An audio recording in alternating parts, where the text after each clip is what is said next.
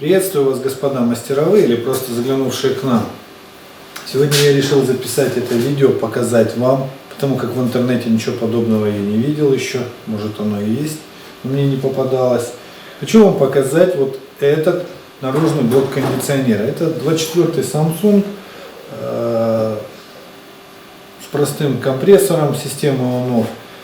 Какое-то время назад монтажники поставили на нем крест, списали его в металлолом, потому как тут какая-то проблема или с электроникой была, или с компрессором, не знаю. И этот блок я купил как бы за недорого, для того, чтобы дать ему другую жизнь. А именно, эта идея ко мне пришла больше 10 лет назад, когда я задался вопросом строительства стенда для проверки газовых котлов. Мне нужно было проверять газовые котлы и куда-то сбрасывать тепло.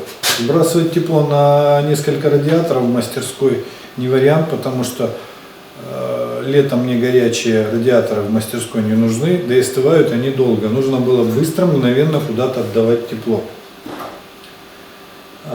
12 лет назад примерно я купил оборудование для монтажа кондиционеров и начал пробовать паять медь.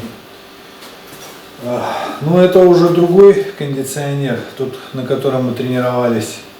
Он сейчас трудится где-то в теплицах. Это уже, так сказать, предпоследняя версия, которую мы делаем. Что мы делаем? Мы из этого кондиционера вынимаем компрессор и перепаиваем все медные трубы. Раньше в этом кондиционере по теплообменнику циркулировал фреон в жидком или в газообразном состоянии. Мы выпаяли все трубы. Вот примерно так выглядел его компрессор. Вот. Выпаяли все трубы, в днище просверлили отверстия, поставили две трубы. Одна из них подача, другая обратка. В этих трубах мы насверлили отверстия, нарезали кусочки трубок и распаяли этот теплообменник.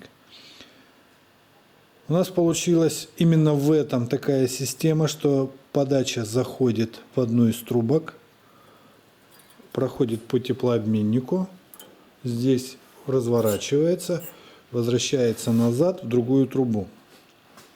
Сюда достаточно подключить подачу и обратку, как обычный радиатор. Мощность, которую нам удалось выжать из этого блока, порядка 20-25 киловатт, может быть даже до 30. Если вы его подключите к газовому котлу, к бытовому 24 киловатта, ваш котел не сможет эту штуку разогреть больше 60 градусов. Очень хороший теплосъем получился. И один из плюсов этого тепловентилятора по сравнению с аналогичными заводскими моделями — вентилятор. К сожалению, китайцы не написали его мощность, но это порядка 60 ватт. В фанкоилах заводского исполнения я видел моторы мощностью до 500 ватт. Представляете, один тепловентилятор 500 ватт электроэнергии у вас берет только на то, чтобы продувать теплообменник. Этот потребляет 10 раз меньше. Казалось бы, 50 ватт или 500, разница-то не сильно большая. Но когда у вас 5 теплиц и в каждой стоит по 2 тепловентилятора, это получается 10 киловатт только на то, чтобы вентиляторы вращались, только на то, чтобы они дули. Когда-то эта тема у нас была мега популярной. Мы делали десятки кондиционеров в месяц, переделывали. На сегодня закончились все блоки со сгоревшими компрессорами.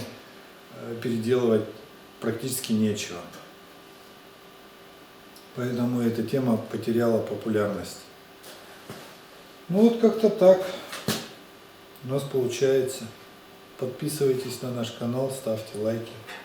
До свидания.